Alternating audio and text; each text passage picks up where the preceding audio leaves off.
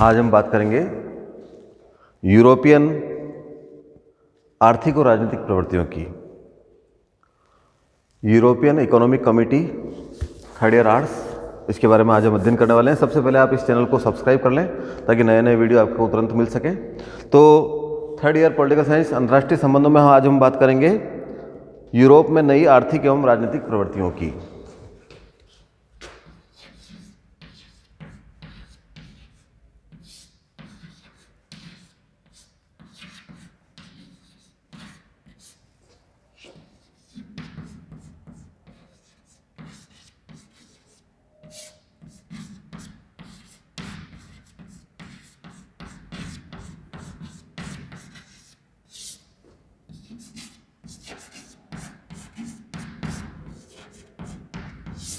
Europe में नई आर्थिक और राजनीतिक प्रवृत्तियां, इसके बारे में हम बात करेंगे। द्वितीय विश्व युद्ध के बाद यूरोप के सामने या यूरोप के देशों में जंग जीतने के उपरांत भी कई आर्थिक और राजनीतिक समस्याएं उत्पन्न हुई, जो इस प्रकार थी। यूरोप में शांति निर्माण की समस्या। यूरोप में शांति निर्माण की समस्या द्वितीय विश्व युद्ध की समाप्ति के बाद यूरोप की सबसे कठिन और जटिल समस्या शांति समस्या थी। युद्ध समाप्त होने के लगभग 1.5 वर्ष बाद तक भी शांति संधियों के प्रारूप तैयार नहीं हो सके। 10 फरवरी 1947 तक केवल इटली, रोमानिया, हंगरी और फिनलैंड के साथ शांति संधियां संपन्न हो सकी।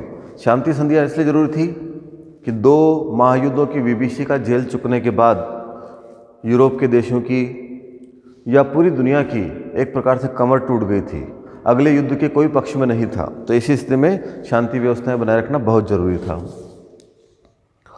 जर्मनी की समस्या और शांति वार्ताएं। द्वितीय महायुद्ध में आत्मसमर्पण करने के उपरांत जर्मनी यूरोप में शीत युद्ध का केंद्र बिंदु बन गया।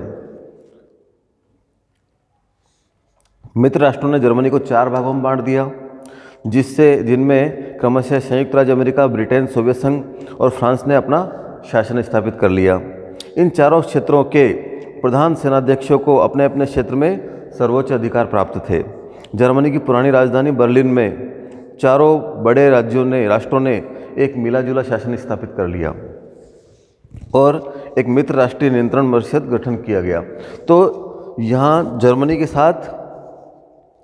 जर्मनी समस्या के संबंध में 10 मार्च 1947 से आरंभ होने वाली मॉस्को की विदेश मंत्री परिषद की बैठक 40 दिन लंबे बैठक में 40 दिन तक वाद विवाद होते रहे, किंतु इसका कोई स्थायी हल नहीं निकल सका। कोई सामान्य प्रारूप नहीं बना कि किस प्रकार से शासन व्यवस्था या किस प्रकार से जर्मनी में विभाजन को और विभाजन के पश्चात शांति व्यवस्था को बनाए रखा जाएगा। तो ये व्यवस्था या अव्यवस्था बनी हुई थी। ऑस्ट्रिया से संधि। ऑस्ट्रिया के साथ शांति संधि करने में कई बाधाएं सामने आई। पश्चिमी राष्ट्र ऑस्ट्रिया में नाजी शक्तियों को प्रोत्साहन दे रहे थे, जबकि युद्ध के दौरान यह तय हो चुका था कि पराजित नाजी देशों में नाजी तत्वों का पूरी तरह उन्मूलन कर दिया जाएगा। सोवियत संघ पुनः नाजीवाद को पनपने नहीं देना चाहता था, अतः अमेरिका द्वारा प्रस्तुत की गई शांति शर्तों को वह अपने अनुकूल नहीं मानता था। तो इस स्थिति में सोवियत संघ और पश्चिमी देशों में तनाव बढ़ा और यहाँ पर भी समस्या उत्पन्न हुई। बर्लिन संकट। द्वितीय विश्व युद्ध के बाद बर्लिन समस्या ने विश्व का बहुत अधिक ध्यान आकर्षित किया। 1945 के पोट्सडाम समझौते के अनुसार बर्लिन नगर सोवियत संघ, फ्रांस, ब्रिटेन और अमेरिका के नियंत्रण में बांट दिया गया। पश्चिमी बर्लिन पश्चिमी देशों के नियंत्रण में और पूर्वी बर्लिन सोवियत संघ के नियंत्रण में आ गया। जर्मनी में आर्थिक सुधार के लिए पश्चिमी शक्तियों ने मुद्रा संशोधन का एक प्रस्ताव रखा, जिसे सोवियत संघ ने लागू करने से इनकार कर दिया। पश्चिमी राष्ट्रों ने विवश होकर एक नया डी मार्क चालू कर दिया। पश्चिमी राष्ट्रों के इस कदम से क्षुब्ध होकर 24 जून 1948 को सोवियत संघ ने पश्चिमी बर्लिन की नाकेबंदी कर दी। उसने बर्लिन से पश्चिमी राष्ट्रों से संपर्क को समुद्र और भूमि मार्गों से विच्छिन्न करने का प्रयत्न किया, जिसके प्रत्युत्तर में पश्चिमी राष्ट्रों ने लाखों टन सामान हवाई जहाज़ों के द्वारा बर्लिन भेजना शुरू किया। पश्चिमी देशों ने सोवियत संघ के खिलाफ सुरक्षा परिषद में शिकायत की और बर्लिन के घेरे को विश्व शांति के लिए खतरा निरूपित किया। 14 मई 1949 को बर्लिन समस्या पर दोनों पक्षों में एक समझौता हुआ। तो बर्लिन की समस्या तत्कालीन समय में काफ़ी घातक प्रतीत हो रही थी। ऐसा लग रहा था कहीं तनाव बढ़ न जाए, शीत युद्ध के दौरान फिर महाशक्तियों में किसी प्रकार का संघर्ष न हो जाए। तो बर्लिन की समस्या भारी और विकट समस्या उस वक्त थी। यूरोप में आर्थिक पुनरुद्धार के प्रयत्न। द्वितीय विश्व युद्ध के भीषण विध्वंस ने यूरोप को आर्थिक और राजनीतिक दृष्टि से निर्बल बना दिया। जहां एक और उसे सोवियत संघ की विस्तारवादी नीति आतंकित करने लगी, वहीं दूसरी ओर पश्चिमी दिशा में अमेरिका का उत्कर्ष भी उसे व्यथित करने लगा। इन दो भीमाकार शक्तियों के बीच पश्चिमी यूरोप के राष्ट्रों के लिए आत्मरक्षा और उन्नति का उपाय यूरोपियन एकता को सुदृढ़ करना तथा इसके लिए विधिक, आर्थिक और राजनीतिक संगठन बनाना था। तो ऐसी स्थिति में पुनरुद्धार के प्रयास भी हुए।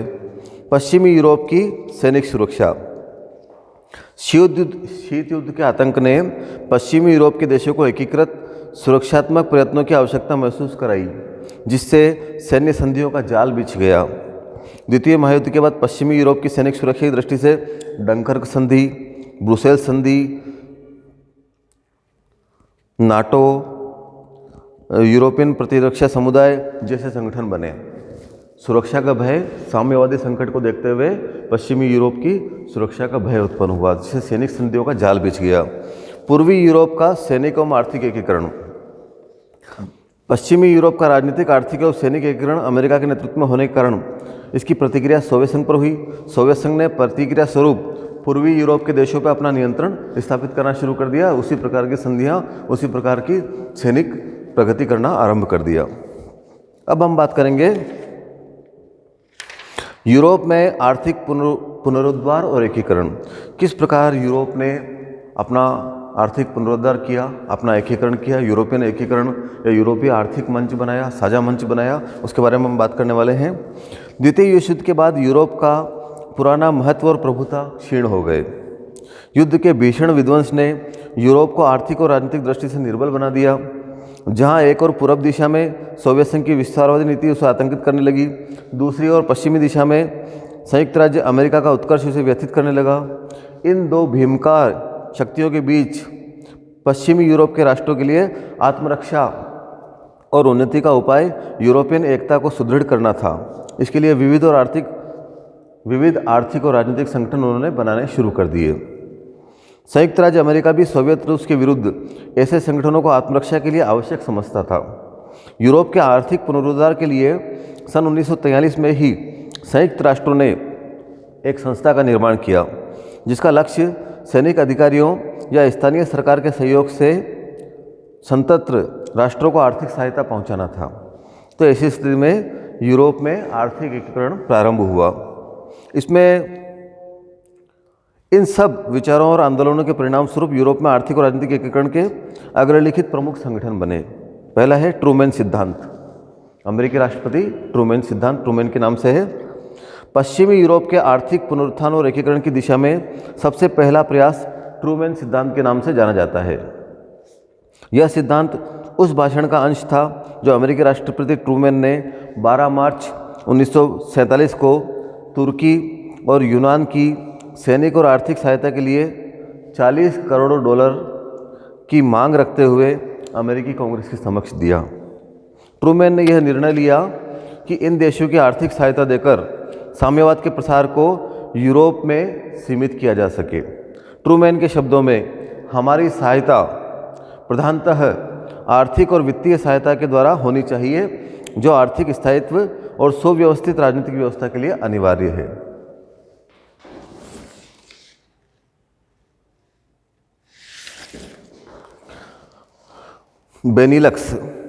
बेनिलक्स संघ बेल्जियम, नीदरलैंड और लग्जमबर्ग के बीच सितंबर 1944 में हुए समझौते का परिणाम था।